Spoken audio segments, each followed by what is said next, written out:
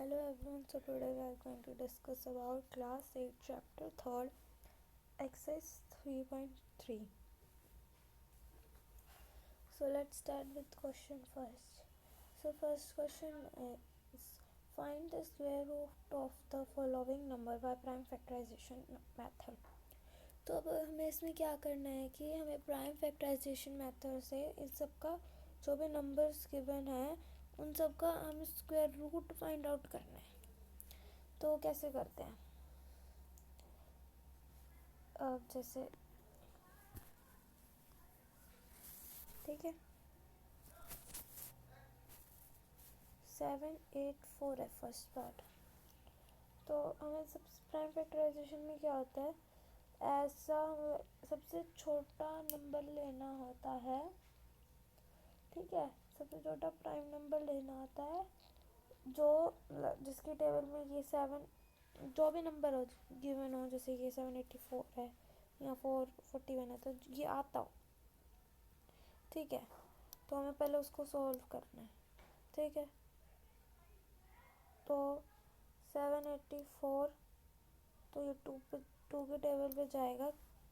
सबसे छोटा prime number तो यही है कि वहाँ पे जाएगा 392 पे. फिर 2 पे जाएगा ये 196 पे. फिर ये अगेन 2 पे जाएगा 98 पे. ये अगेन 2 पे जाएगा 49 पे. तो 7 7 ज़ा 7 1 ज़ा. अब इन सब के पेयर्स बन गए. हमने जो हमारी मतलब फर्स्ट एक्सरसाइज थी और सेकंड एक्सरसाइज में हमने मतलब फर्स्ट में तो हमने करा था और सेकंड एक्सरसाइज के कुछ ही क्वेश्चन से कि हमें ये फाइंड आउट करना था कि वो मतलब परफेक्ट स्क्वायर है या नहीं है. ठीक है, तो अगर ये सारे इक्वल्स होते थे मतलब कि पेयर बन जाते तो इक्वल थे, नहीं बनते थे तो इक्वल नहीं थे. मतलब सॉरी वो नहीं था मतलब परफेक्ट स्क्वायर नहीं था. तो हमने और स्क्वायर रूट भी फाइंड आउट करना है. बस वैसे ही है ये फर्स्ट क्वेश्चन.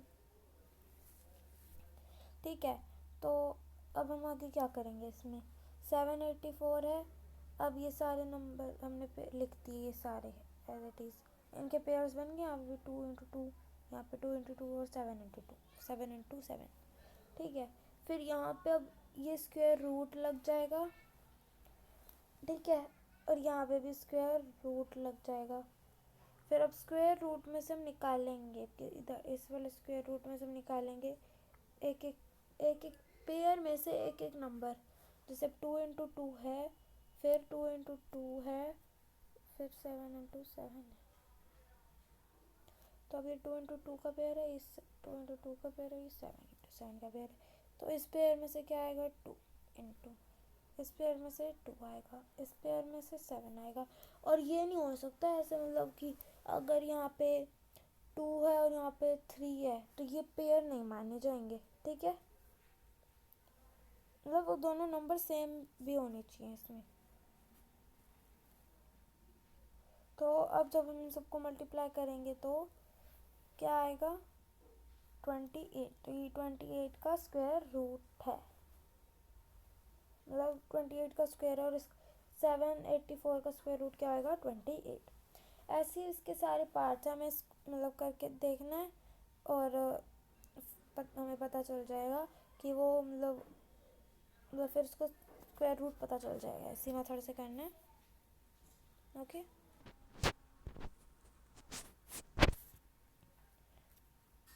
ठीक है. तो मतलब ऐसे ही इसके मतलब जो 8 पार्ट हैं सब में यही होएगा. अब का जैसे अभी 5th पार्ट है तो अब इसमें क्या है कि मतलब ये क्या मतलब सिर्फ ये 79 पे टेबल जा रहा है. तो हमें ये मतलब देखना पड़ेगा सॉल्व करके कि ये किस पे जाएगा. ठीक है, अब जैसे कई कई तो होते जैसे छोटे पे चले जाते हैं. अब ये बड़े पे जा रहा तो हमें मतलब करना पड़ेगा, इसको डिवाइड करके देखना पड़ेगा. ठीक है, अब सेकंड क्वेश्चन में क्या है कि हमें ऐसा मतलब ऐसा नंबर फाइंड आउट करना है जिसको अगर हम मल्टीप्लाई करें उस नंबर से तो एक परफेक्ट स्क्वायर नंबर आ जाए। ठीक है, तो अब इसमें हम क्या करेंगे, पहले स्क्वायर रूट निकालेंगे। अब हमने स्क्वायर रूट निकाला 294 का, तो ये पहले तो 2 पे जाएगा 147, फिर ये जाएगा 3 पे, फिर 49 आएगा, फिर ये 7 पे कट हो जाएगा। चलो ठीक है, अब इसमें एक ही पेयर बना है, ये दोनों रह गए। तो अब इसमें क्या करेंगे हम, अब हमें ऐसा नंबर फाइंड आउट करना है कि अगर जब हम मल्टीप्लाई करें तो वो एक परफेक्ट स्क्वायर नंबर आए। ठीक है, तो हमने अभी मतलब अपने सेकेंड एक्सरसाइज में करा था और फर्स्ट में भी करा था, तो उसमें क्या जो नंबर बचते हैं उसको मल्टीप्लाई कर दो और फिर वो नंबर आ जाएगा। ठीक है, लेकिन अब इसमें क्या है, दो नंबर है, तो पहले हम इन दोनों का मल्टीप्लिकेशन करेंगे, फिर इन दोनों का जैसे 6 आया तो इसको करेंगे 1764 से। ठीक है, तो हमारे पास हम इसको 294 को मल्टीप्लाई करेंगे 6 से, तो हमारे पास क्या आएगा 1764। फिर हम इसका स्क्वायर रूट निकालेंगे तो क्या आएगा 42, और इसका मतलब क्या है कि एक परफेक्ट स्क्वायर नंबर है। ठीक है, ऐसे ही इसके सारे पार्ट्स हैं। ओके, अब हमारे पास थर्ड क्वेश्चन में क्या है कि हमें ऐसा नंबर बताना है कि जिसको हम डिवाइड करें तो वो परफेक्ट स्क्वायर बन जाए। ठीक है, और फिर हमें क्या करना है, उसका स्क्वायर रूट भी फाइंड आउट करना है। ठीक है, थर्ड वाले में भी हमें उसका स्क्वायर रूट फाइंड आउट करना है। तो हमने पहले सॉल्व कर लिया इसको, हमारे पास ये आएगा, क्या बच गया अकेला 13, तो हम 1872 को 13 से डिवाइड कर देंगे। ठीक है, अब हमने डिवाइड करा, 3 था, वो 3 था, तो हमारे पास क्या आएगा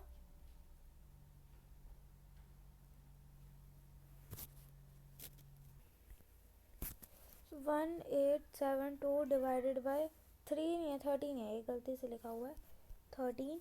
तो जब हम इसको कट करेंगे तो क्या आएगा 144। ठीक है, तो जब हम इसका स्क्वायर रूट करते हैं 144 का, तो क्या आएगा हमारे पास 12। कैसे आएगा, अब देखो इसमें क्या करा हमने, यहाँ पे स्क्वायर रूट कर दिया, यहाँ पे अब जब हम इसका स्क्वायर रूट निकालते हैं 144 का, तो ये 2 पे जाएगा 72, 2 पे जाएगा 36, फिर 2 पे जाएगा 18, 2 पे जाएगा 9, 3 पे जाएगा 3। ठीक है, तो हमारे पास क्या आ गया, हम पेयर बनाएंगे और हर एक पेयर में से निकाल के हमारे पास क्या आंसर आएगा 12। ठीक है, अब ऐसी मतलब ये सारे पार्ट्स है, इसमें हमें करके देखना जो बच्चा है उसके साथ डिवाइड करना है और फिर हमारे पास वो नंबर आ जाएगा। ठीक है, फोर्थ क्वेश्चन है, अब इसमें हमें क्या फाइंड आउट करना है, स्मॉलेस्ट नंबर फाइंड आउट करना है जो मतलब इन सब से डिविजिबल हो, सबसे, और वो स्क्वायर नंबर हो। ठीक है, तो हम क्या करेंगे, इसका क्या निकालेंगे हम, स्क्वायर रूट सबका एक साथ। कैसे निकालते हैं वो, 3, 6, 10, 15। अब इसमें क्या है, हम क्या करेंगे, इसका करेंगे तो क्या आएगा 2 पे जाएगी पहले, तो 3 नहीं करता तो 3 एज इट इज़ लिख देंगे हम, अभी इसको बाद में हम करेंगे। तो ये 6 कटेगा 3 पे, ये कटेगा 5 पे, और 15 एज इट इज़ लिख देंगे।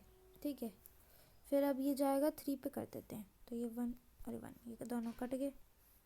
ठीक है, अब ये दोनों एज इट इज़ लिख देता है 5 और 15,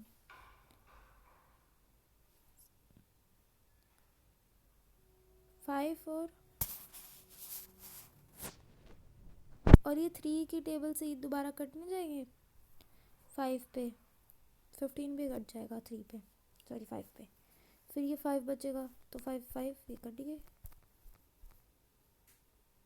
आ गया, ये सारे 1 1 आ गए हमारे पास। अब हम क्या करेंगे, अब हमें क्या फाइंड आउट करना है कि ऐसा नंबर फाइंड आउट करना है जो इन सबसे डिविजिबल है। तो अब इसका एलसीएम क्या आएगा, एलसीएम कैसे आएगा, जब हम इन सबको मल्टीप्लाई करेंगे। तो 2 इंटू 3 इंटू 5 इक्वल्स टू क्या आएगा, 30 है इसका एलसीएम।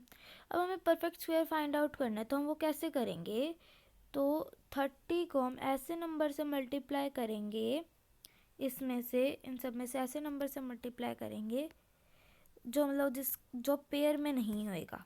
अभी इनमें से किसी का भी पेयर नहीं बन रहा, तो हम क्या करेंगे, अब इन सबको आपस में मल्टीप्लाई करके इसके साथ एक साथ मल्टीप्लाई कर देंगे। 30 इंटू 30 क्या आएगा हमारे पास, 900।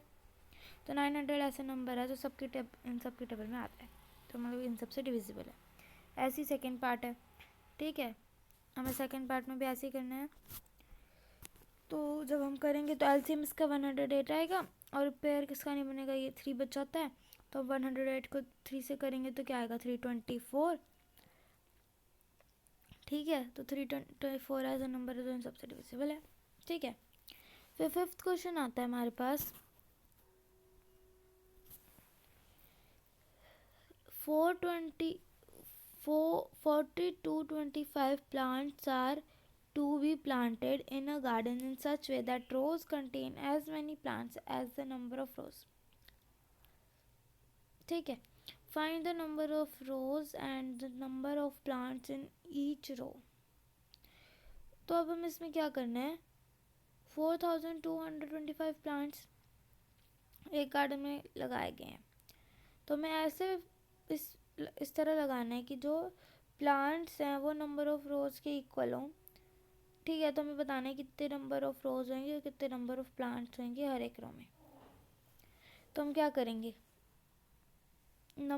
टोटल नंबर ऑफ प्लांट्स इतने हैं, नंबर ऑफ रोज हमें नहीं पता, और हर एक रो में कितने हैं हमें वो भी नहीं पता, हमने लेट कर लिया। तो जित नंबर ऑफ रोज और number of plants in each row को जब हम मल्टीप्लाई करेंगे तो क्या आएगा, टोटल नंबर ऑफ किसके इक्वल होगा, वो टोटल नंबर ऑफ प्लांट्स के, ठीक है।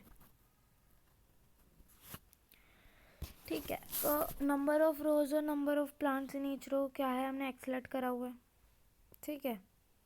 तो x इंटू एक्स किसके बराबर है, 4225 एक्स स्क्वायर और 4225। अब इसको हटाने के लिए हमें यहाँ पे स्क्वायर रूट करना पड़ेगा, तो वो क्या आएगा यहाँ पे, x इक्वल्स टू 65। तो मतलब कितने नंबर ऑफ रोज हैं, 65,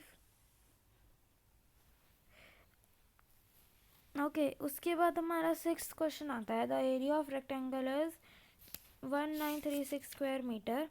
If the length of rectangle is 4 times its breadth, find the dimensions of the rectangle। तो एरिया ऑफ रेक्टेंगल कितना है हमारे पास, इतना, ब्रेथ इतनी, एक्स हमें नहीं पता, और लेंथ क्या है 4 टाइम्स ऑफ ब्रेथ, तो 4 इंटू एक्स, 4x।